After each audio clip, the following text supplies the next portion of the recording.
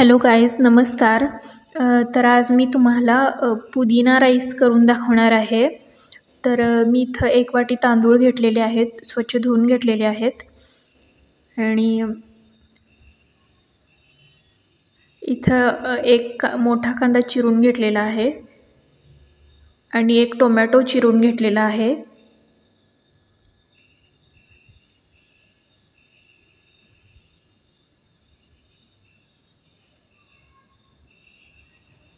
त्याच्यानंतर 1 बटाटा चिरून स्वच्छ धुवून घेतला आहे.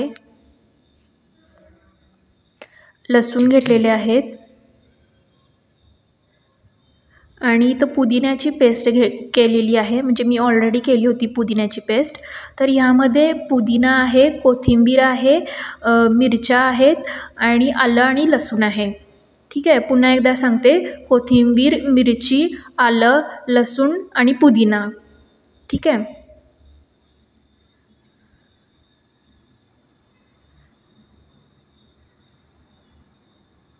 मी ऑलरेडी ही पेस्ट करून फ्रीजला ठेवली होती. तर इथं मी कुकरमध्ये तेल तापवत ठेवलेलं आहे. 2 ते 3 चमचे तेल तापवत ठेवलेलं आहे.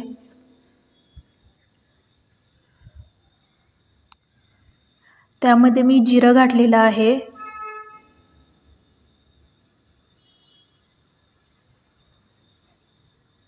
आता हिंग घालूयात.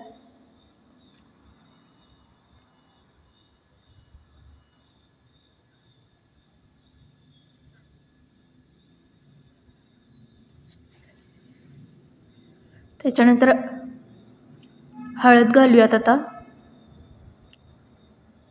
लसूण सोलून घेतलेला आहे तो घालत आहे मी. आता 7-8 लसणाच्या पाकळ्या आहेत.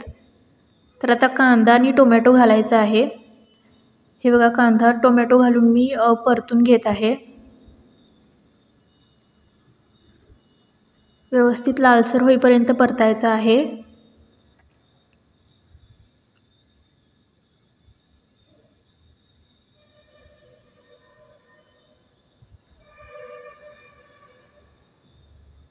यामध्ये आता धुतलेला बटाटा घालूया.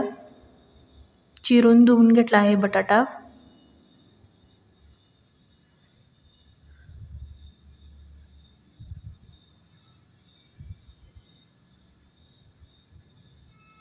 आणि आता हलवून घेऊयात, परतून घेऊयात.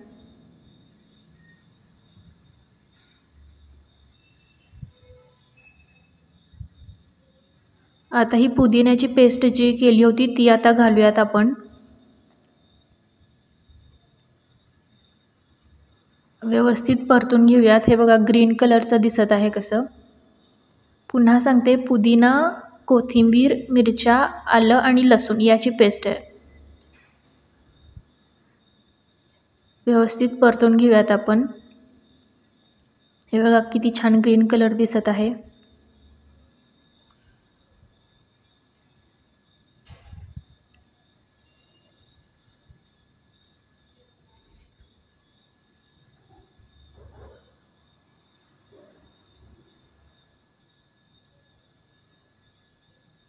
व्यवस्थित परतून घेऊयात तेलामध्ये.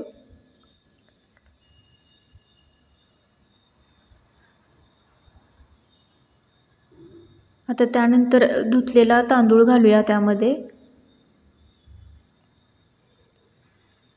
हे बघा, धुतलेला तांदूळ घातला आहे. आता व्यवस्थित तेलामध्ये परतून घ्यायचं आहे.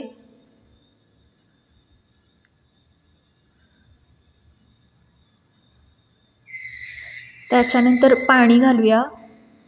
मी 1 वाटी तांदूळ घेतले होते, त्यामुळे मी 2 वाट्या पाणी घालत आहे.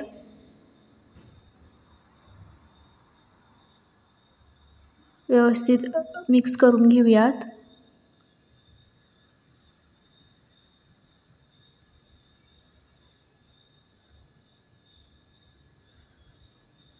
आता चवीपुरतं मीठ घालायचं आहे. चवीपुरती थोडीशी साखर घालायची आहे. मिक्स करून घेऊया.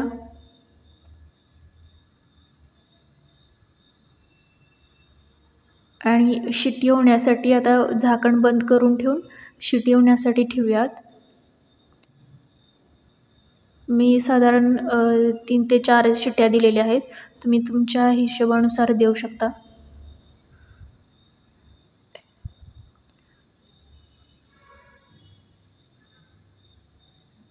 शिट्ट्या झालेल्या आहेत. आता मी झाकण काढून बघते. हे बघा, भात झालेला आहे. बघा कसा ग्रीन कलरचा दिसत आहे. कलर तुम्हाला दिसत असेल. आता सर्विंग प्लेटमध्ये मी काढून घेते.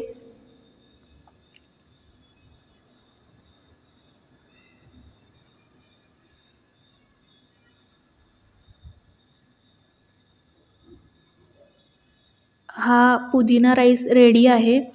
ह्याच्यावर तुम्ही तूप घालून खाऊ शकता किंवा लिंबू पिळून खाऊ शकता किंवा दह्यासोबतही खाऊ शकता. गार झाल्यानंतर दह्यासोबतसुद्धा खाता येतो. तर तुम्हाला हा पुदिना राईस कसा वाटला ते सांगा कमेंट करून. आणि माझी रेसिपी ही कशी वाटली ते सांगा कमेंटमध्ये. आणि thank you so much. Like, share आणि सबस्क्राईब करा माझ्या चॅनलला. तर रेडी आहे हा पुदिना राईस. थँक्यू.